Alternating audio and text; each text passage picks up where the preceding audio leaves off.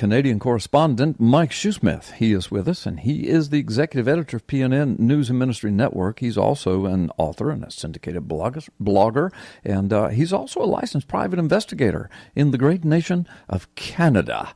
And he's been with me practically ever since this show cranked up many years ago. So, really, what Donald Trump is saying is, okay, all of you people who are in charge of your countries, make your it's not America first to beat down all the other countries. That's right. America first, Haiti first, Canada first, Australia first. Put your countries first, and let's have a good neighbors policy. Yes. So that we can each contribute to the global society as members of the global society, giving the best that we can from our nations. You know, America doesn't have the natural resources that Canada has, by far. Canada has so much to offer the world, but we are destroying ourselves from within. For example, Canada, we had our own State of the Union address on Wednesday when Canada passed a bill that renders the national anthem gender neutral. Oh, that happened no. on Wednesday. Wait a minute. Canada changed its national anthem to be gender neutral?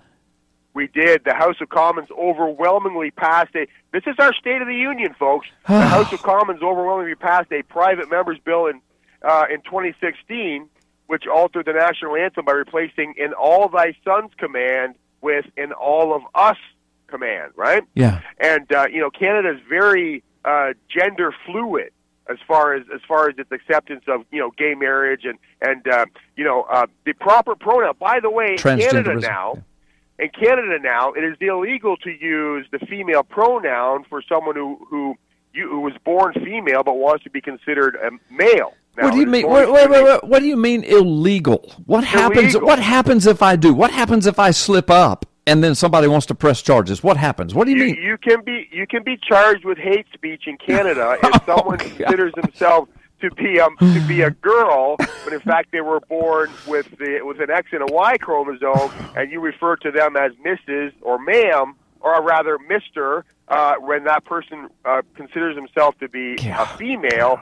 If you say Mr. Smith, when that person's like, wait a minute, I'm dressed like a girl, I have breasts like a girl, I still have the male package, but I'm thinking about getting that removed also. I am a female, and you say Mr. Smith, that person could have you charged with hate speech in Canada. That's where we're at gosh, today. How demonic is that, Mike? And after reading Gods and Thrones, you know what's behind all of that. But I mean, how demonic is that? Oh, my gosh. And, and I'm laughing, but I'm not laughing at you. I don't know what I'm just laughing because it seems so surreal. But that's where we were headed in America. If Hillary Clinton was president right now, that's where we would be going right now, full steam ahead. And we may still get there. I don't know how long Donald Trump and people like him can stay in office, but we may still get there in America. America and the church had better wake up. Just watch Canada.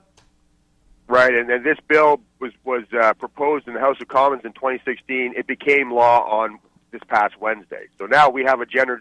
But the Canadian national anthem is actually a prayer. Part of the prayer goes, God keep our land glorious and free. Yeah. But, the blessing of God, I can't imagine that God has any interest in blessing Canada until Canada returns to God, essentially. Yeah. Now make no mistake about this. This is not about... Okay, so they changed the word in All Our Sons command to All of Us command. But the All of Us is not about girls entering the military. It's all about the LGBT community, which is now the most protected community in Canada is the LGBTQ community. Yeah. The lesbian, gay, bisexual, transgender, and queer community in Canada is what the us is. Yeah. And in case you're thinking, oh, Mike's not, this can't be right. That can't be true.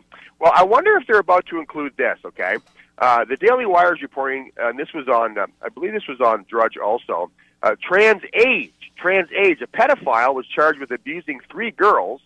He says he's a 9-year-old trapped in a man's body. Carl, this guy is actually 38 years old. He says he's trans age, a Chicago man accused of sexually assaulting 2 6-year-old girls and an 8-year-old on repeated occasions, told police officers that he's really a 9-year-old trapped in an adult's body, prosecutors revealed on Wednesday. Well, how is that any different from a man trapped in a woman's body? Or a woman trapped in a man's... How is that any different? Biologically speaking, these women who are born female who want to transition into a male existential reality, that's impossible. Yeah. Because these people have to stay on hormones the rest of their lives, Carl. This isn't a therapy that they go through for 3, 4, 5, 10 years and then it's over. They got to stay on these hormones the rest of their lives, otherwise they revert back to what they are. And it does. Yeah, I'm sorry. I was just going to say, and you and I know, based upon the scientific evidence, which is enshrined at the Smithsonian Institute in Washington, D.C., this fact in the geological paleontological area, that even after they pass, whether they were on hormones or not, that if somebody comes 100 years later and digs up their grave and they find the bones, what are they going to find, Mike?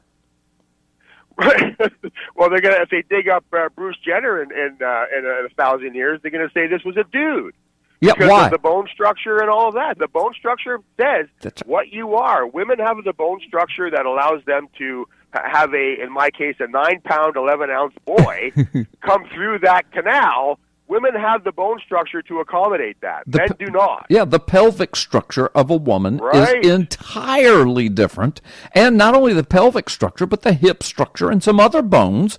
You can tell if it was a female or a male by the bone structure.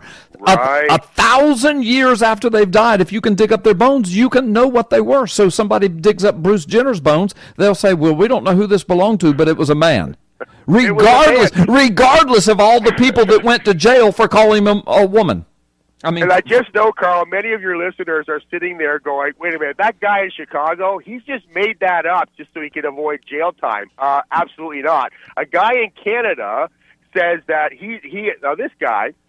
this guy, he's 52 years old. He left his wife and kids to live as a transgender 6-year-old girl named Stephanie.